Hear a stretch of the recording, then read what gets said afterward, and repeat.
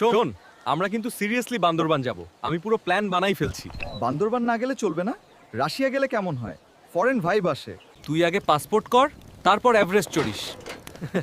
একটা কথা বলি, পাহাড়ে কি কাচ্চি পাওয়া যায়? পাহাড়ে কি লিফট থাকে?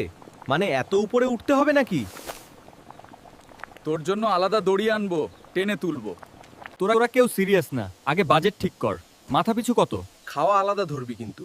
আমি বেশি খাই, তাই বেশি দিব না। বাহ, খায় বেশি, দিবে কম। দেখ, কোথাও গেলে শালীনভাবে চলাফেরা করতে হবে।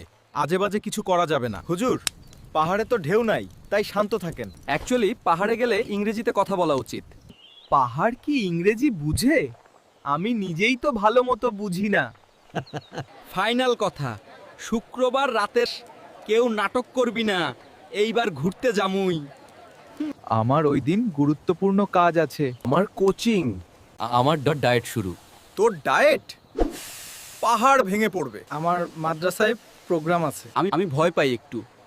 পাহাড়ে গেলে যদি আমারে বাঘে নিয়ে যায়। আমি তোদের কারো উপর ভরসা করি না। চল, আজকেই পাহাড়ে যাই। গুগল ম্যাপে দেখে দেখে।